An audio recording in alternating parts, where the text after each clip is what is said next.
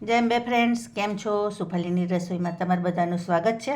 તો આપણે ઘણા ટાઈમ પછી મળ્યા છે. તો હું આજે બનાવવાની છું બટાકાવડા. બટાકાવડા તો તમે મારી રેસીપી 1-2 વાર જોઈ જ છે, પણ આજે હું થોડીક અલગ રીતની બટાકાવડા બનાવું છું. તો જો એની માટે 500 ગ્રામ બટાકા આવી રીતે મીઠું નાખીને બાફી લીધા છે અને છાલ ઉતારી લીધી છે. હવે એની માટે એક મસાલો તૈયાર કરીશું આપણે. તો મિક્સર જારમાં દાણા પહેલાં તો આપણે એડ કરી દઈશું. દાણા ધોઈને લીધા છે. એમાં માટી બહુ હોય એટલે ધોવા જરૂરી છે, એટલે ધોઈને લીધા છે. હવે આદુનો ટુકડો છે, આવી રીતે લીધો છે. આદુ તમે ટેસ્ટ પ્રમાણે વધઘટ કરી શકો. હવે લીલા મરચાં લીધા છે. લીલા મરચાં પણ ટેસ્ટ પ્રમાણે તમે વધઘટ કરી શકો. હું થોડુંક તીખું બનાવું છે એટલે 4 થી 5 મરચાં એડ કર્યા છે. હવે આમાં થોડુંક આપણે મીઠું એડ કરી દઈશું અને આને પીસી લઈએ. તો જો આવી રીતનું દરદરું પીસી લેવાનું. આવું દરદરું રહેવું જોઈએ, બરાબર. હવે આપણે એનો વઘાર કરી લઈએ. હવે આપણે વઘાર્યું લઈ લેવાનું. આવું એમાં તેલ એડ કરી દઈશું.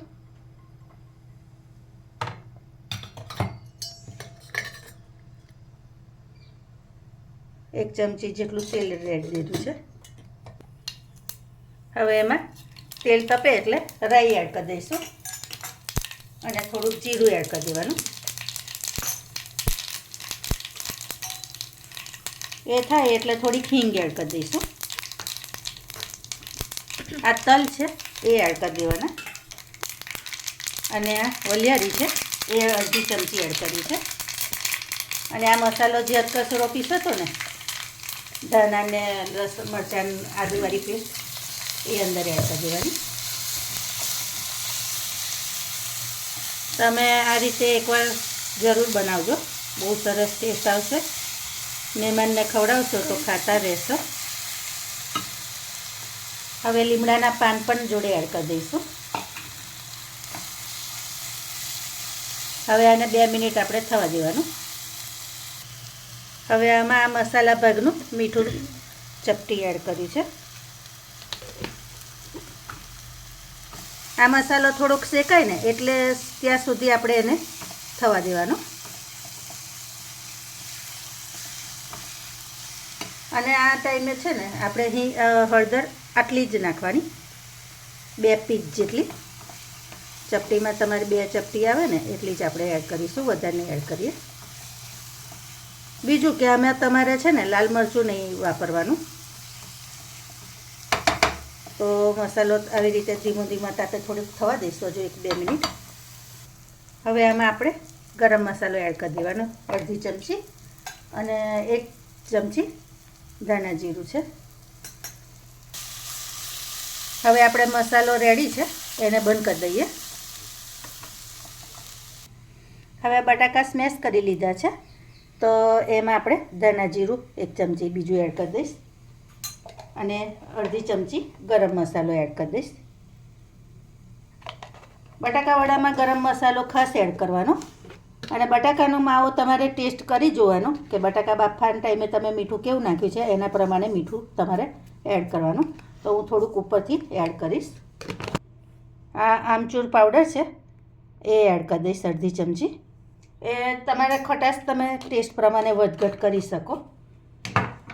અને આ જે મસાલો આપણે રેડી કર્યો હતો ને એ અંદર એડ કરી દેવાનો.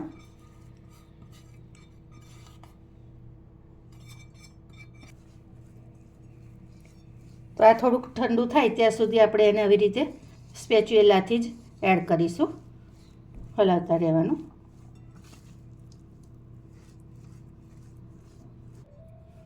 હવે આપણે આને હાથથી મિક્સ કરી લેવાનું.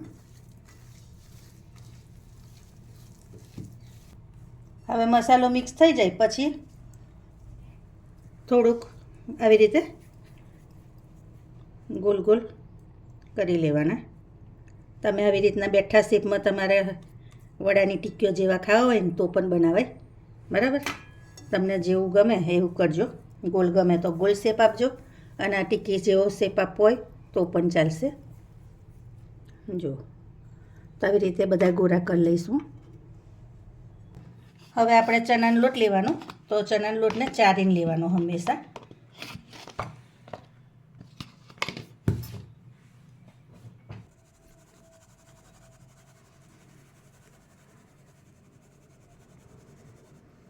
તો ચણાના લોટને હંમેશા ચારીને લેવાથી શું થશે, એર સર્ક્યુલેશન અંદર થશે, એર ભરાય ને તો તમારા બટાકાવડા સરસ ક્રિસ્પી થાય.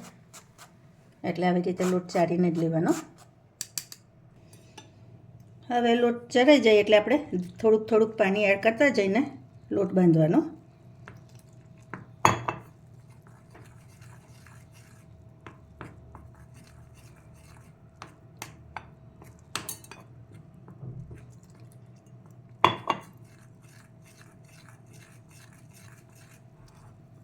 આમાં થોડોક ચોખાનો લોટ પણ એડ કરવાનો, પણ એવું થોડુંક વાર રહીને કરું. આ એકવાર લોટ આ થઈ જાય ને પછી આપણે ચોખાનો લોટ પણ થોડુંક એડ કરીશું. એનાથી શું થશે, બટાકાવડા એકદમ ક્રિસ્પી થશે ઉપરથી.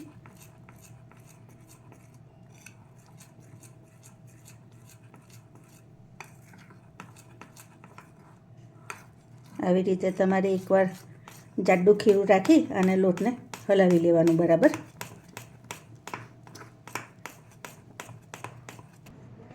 હવે આ એક ચમચી અને ઉપર થોડોક બીજો ચોખાનો લોટ એડ કરી દેવાનો અને થોડુંક પાણી રેડીશું.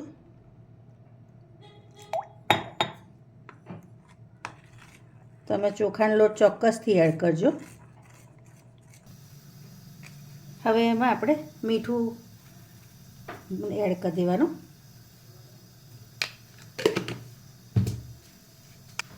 અડધી ચમચી ચીલી ફ્લેક્સ છે, ઓપ્શનલ છે પણ હું એડ કરું છું.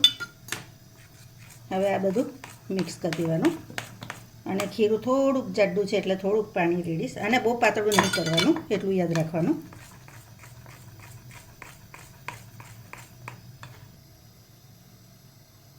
તો જો ખીરું આવી રીતે થવું જોઈએ. હવે આ ખીરું થઈ જાય ને એટલે આપણે એમાં ગરમ તેલ એડ કરી દેવાનું.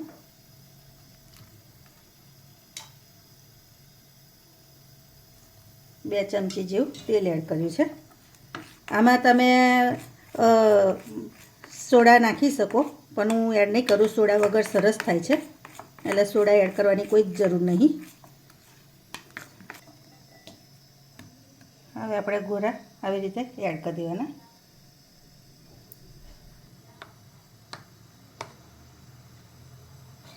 તમે હાથથી પણ કરી શકો અને આવી રીતે ચમચીથી પણ કરી શકો.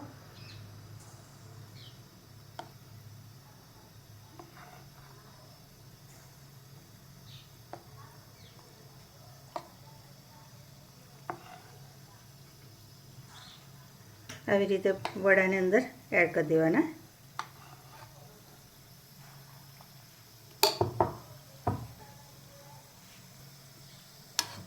હવે થોડાક થાય પછી આપણે એને ઉલટ પુલટ કરવાના, ત્યાં સુધી એને એવાની વાત થવા દેવાના.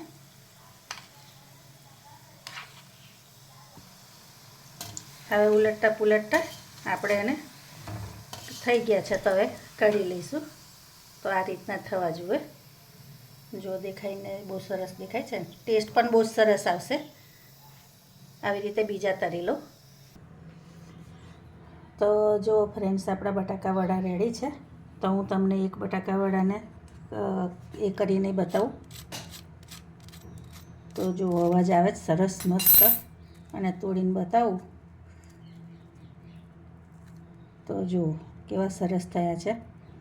તો તમે કોઈ દિવસ આ રીતે બટાકાવડા ખાધા છે? ચોક્કસથી કહેજો. મારી રેસીપી કેવી લાગી એ પણ ખાસ કહેજો. ચાલો તો નવી રેસીપી સાથે ફરી મળીશું. Thank you.